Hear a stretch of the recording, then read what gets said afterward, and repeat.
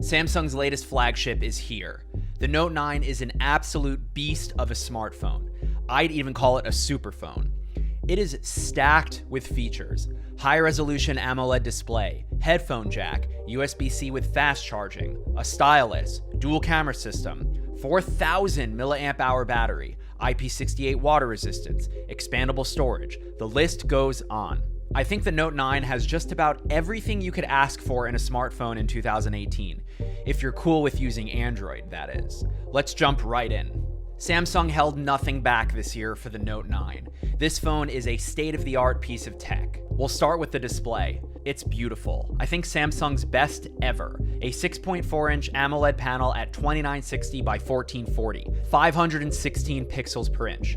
It looks fantastic. It's sharp, it's bright, and has great colors.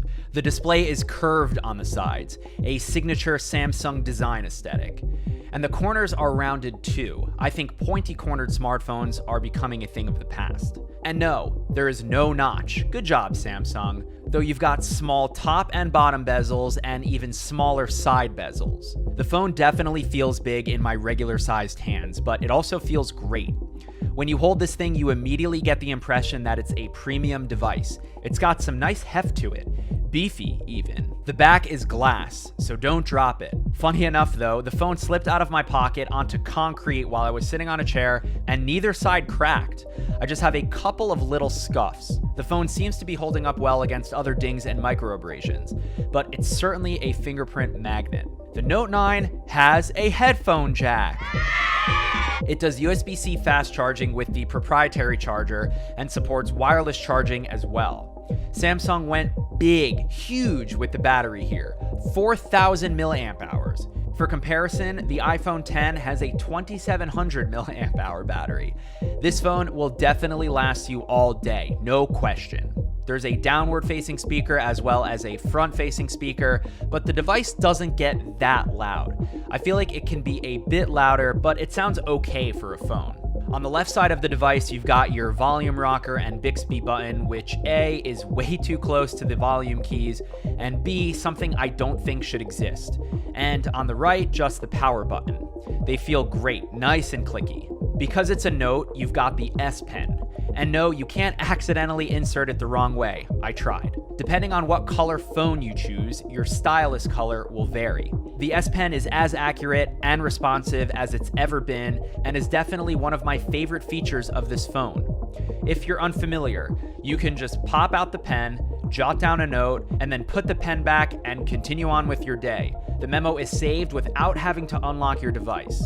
The Note 9 comes with either 128 gigabytes or 512 gigabytes of internal storage, and there's a micro SD card slot. So when Samsung releases its 512 gigabyte micro SD card, you can walk around with 1 terabyte of physical storage in your smartphone. Nuts. There's a multitude of ways to unlock the Note 9. There's a fingerprint reader around back that's placed much better than previous Galaxy phones, and it's super fast. You've also got an iris scanner and facial recognition, but in my testing, the fingerprint reader worked the quickest. Plus, the screen can be completely off, versus iris or facial recognition requiring the device to be on the lock screen. In any event, it's nice to see Samsung give so many options here. Alright, let's talk about the cameras. Starting with the front camera. It's pretty good, nothing earth-shattering here. Photos are okay, a bit washed out in low-light situations, but the front camera has autofocus, which will make those selfies a bit sharper. There's some interesting software built in that will literally make you glamorous or chic. I'm not kidding. There's a couple of shooting modes like selfie focus and wide selfie to get more of your friends in the picture, but none of my friends wanted to be in this picture. The dual camera system around back is incredible. Like the S9 Plus, the Note 9's wide lens has a variable aperture. Look at that little mechanism. I think this is so awesome, but I'm also a huge nerd. You've got a plethora of shooting modes with the back cameras with some AI built in. For example, if I take a picture that's blurry or someone blinked, the phone will kindly notify me that I should try again. It'll also detect and enhance your dog pictures, food pictures, landscapes, and more. Another one of my favorite features of the Note 9 is using the S Pen to remotely take photos. You can do a ton more with the S Pen thanks to the inclusion of Bluetooth Low Energy. If you get this phone, definitely make use of this because it doesn't really exist anywhere else. Video on the Note 9 is something else. I shot 4K 60 test footage while riding my boosted board, and you be the judge. I think it's super sharp. The software did really well when I pointed at the sky, meaning good dynamic range. It sucks that you lose optical image stabilization when recording at such high resolution, but I bet we'll get smartphones capable of 4K 60 with iOS soon enough. Another thing I want to quickly mention about the Note 9's rear cameras. You can get unbelievably close to your subject. They're basically macro lenses. If you get this phone, this is another thing you should definitely make use of. All right, let's talk about software. For starters, the Note 9 ships with Android 8.1 Oreo. We'll have to see when Pi hits this device. I'm hoping by the end of the year, but that's being hopeful. Inside the Note 9 is a Snapdragon 845 and 6 gigabytes of RAM, which means this thing is super fast and responsive. App switching is quick, and everything about the Note 9 feels snappy and buttery smooth. If you're familiar with Samsung software, you'll feel right at home. It's not a pure Android experience, but there's so much customization in Android that I'm not used to as an iOS user.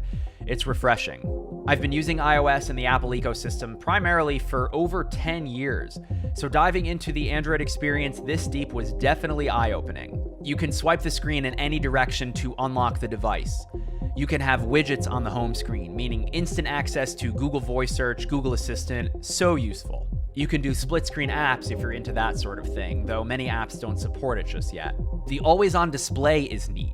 It's pretty customizable, but also functional. Glancing at it on my desk to easily see the time or notifications is useful. And speaking of customizable, there are themes. Of course, you've got your launchers from the Google Play Store, but there's a zillion downloadable themes from this Samsung Themes portal.